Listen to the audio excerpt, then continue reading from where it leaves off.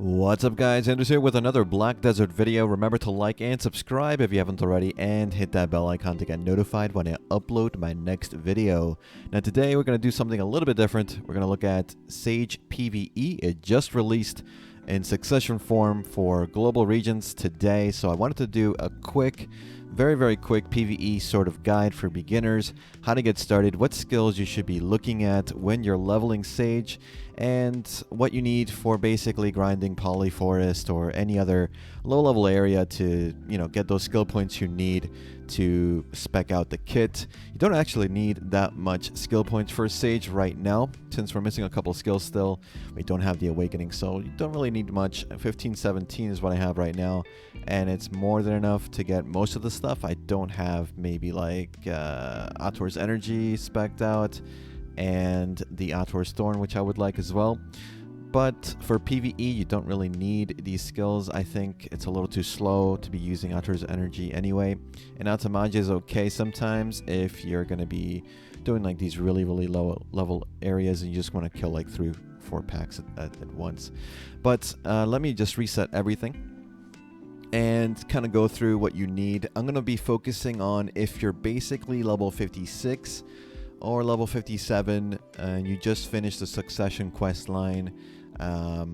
Other than that, in the beginning when you're gonna get these skills, Ator's Fist is pretty good. I like it a lot, the F skill.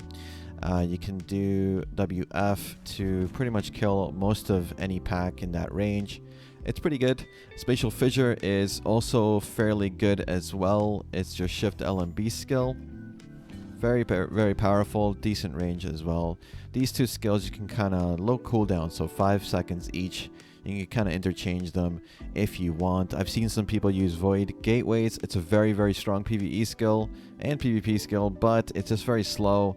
And what we want right now is just killing these packs as quickly as possible. So Ator's Mark's pretty good. If you see, sometimes this happens. Absolute, you can't take the Succession, just hit Succession again, you can take the Succession skills.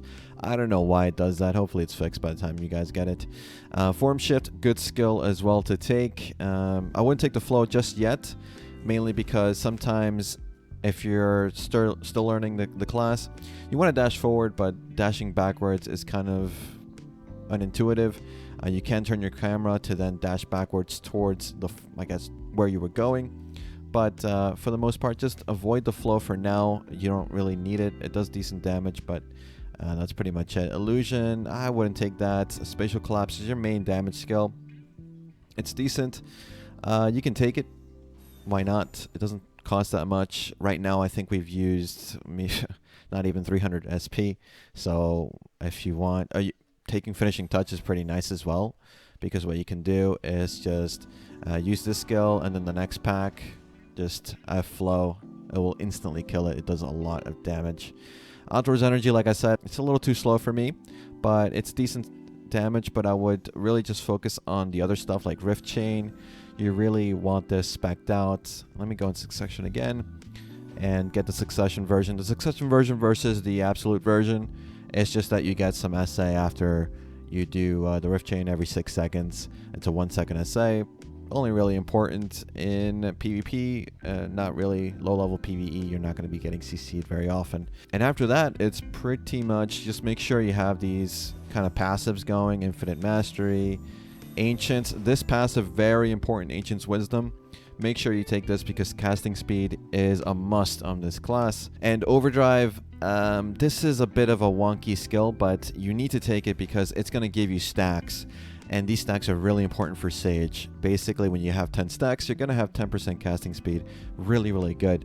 The downside on Succession is that every time you use your E, it will then use whatever stacks over 10 and lower the cooldown of your E buff.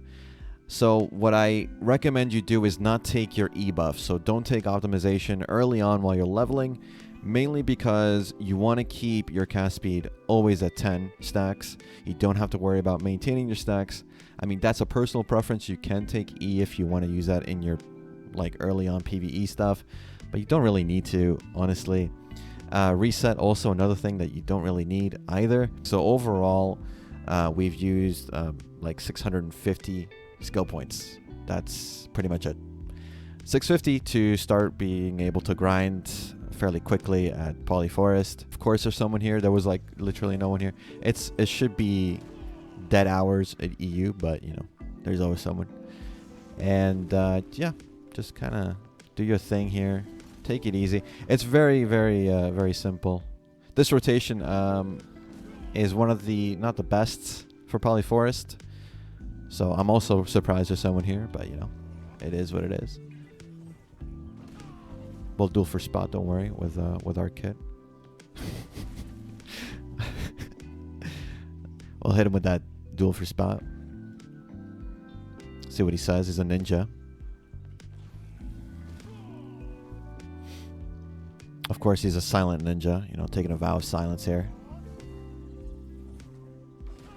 But that's pretty much it.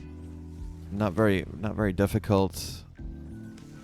Just kind of go through and just try and spec out the rest of your kit. As you level, you can get stronger versions of this, but honestly, for Polyforest or like low level grinding, that's all you really need.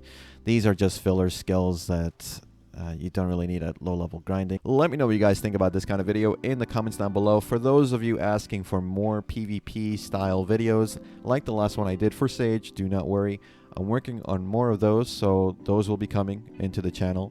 And as always, guys, thanks again for watching. Thanks for listening. I'll see you all in the next one. Take care.